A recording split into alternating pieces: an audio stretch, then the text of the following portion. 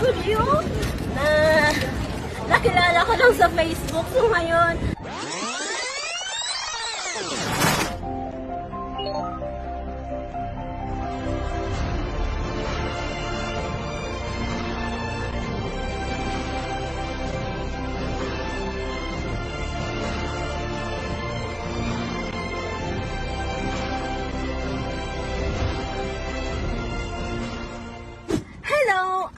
Jerlyn Itaw, former OFW from Saudi Arabia. So ngayon, magsusundo po tayo ng OFW for good na sa Pinas.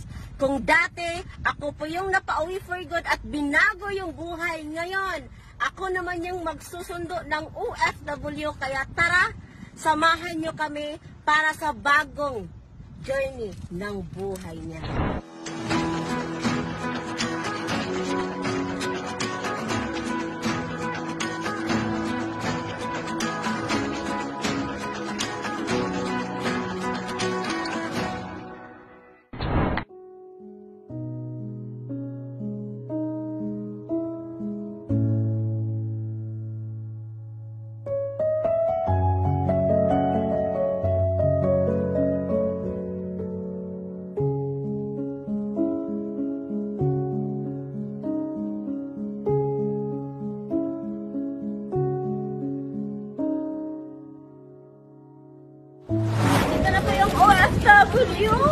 Na nakilala ko lang sa Facebook. So ngayon, nakapag-forget na. So ngayon, ano yung masasabi mo na ngayon? Andito na tayo. Sobrang nagpapasalamat ako kasi umuwi ako na at nakita ko na si Mentor Jerlyn sa personal. Hindi ko akalain na sobrang blessed kasi sobrang saya ko na nakilala ko na siya ng personal dati sa Facebook lang. Yes. Video ko lang ngayon personal. Kaya thank you Channel Community. Dito natulugan ko sa bagong OFW.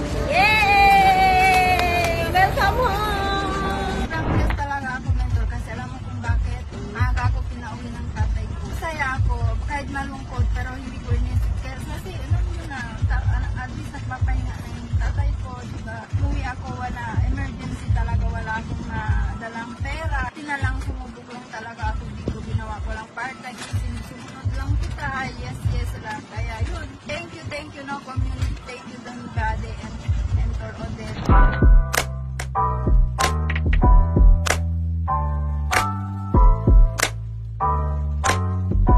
Ayan, samahan niyo po kami. Magpapa-makeover muna tayo kay Sis Elma Lordiana. Yay!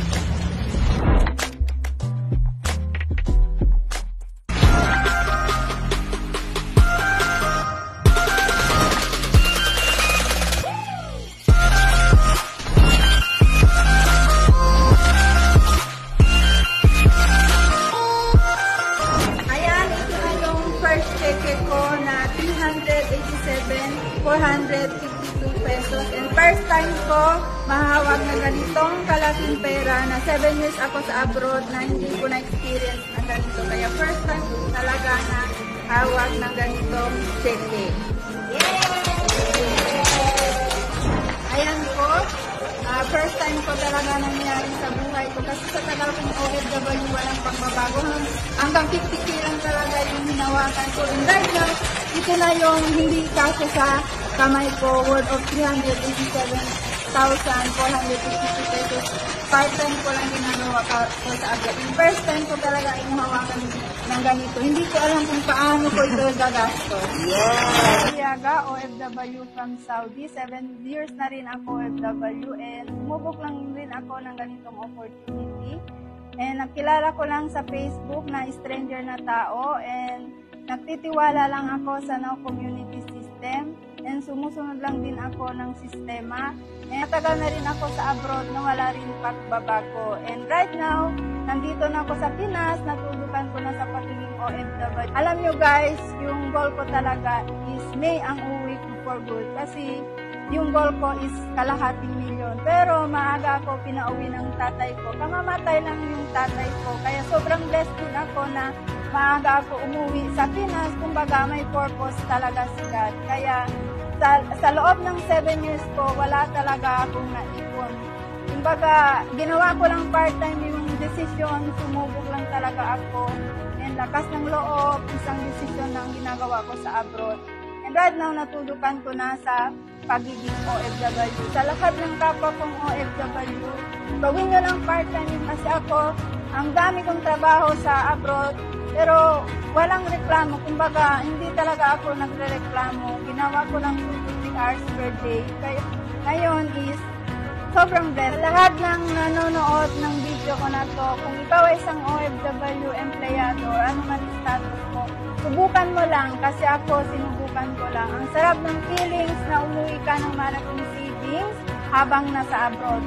Kaya kung nagawa ko, 100% magagawa mo rin. Pagtulungan natin para ikaw naman ang Kaya kabayan, I know na hindi aksidenteng napapanood mo ang video na to.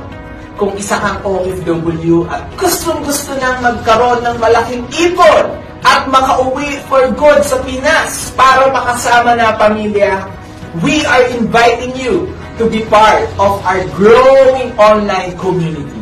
Kung nagawa po namin kay Miss Emma Noriaga at sa napakadaming OFW na magkaroon ng kalayaan at masaganang buhay, I'm definitely sure na kayang-kaya rin itong mangyari sa'yo.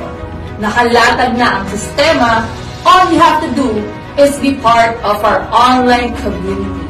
Kaya i-message mo na ang taong nag-send sa'yo ng video na ito at ituturo namin sa'yo kung paano ka rin magkakaroon ng magandang buhay dito sa Albi Empire. Kaya anong masasabi natin, girls? Welcome to Albi Family!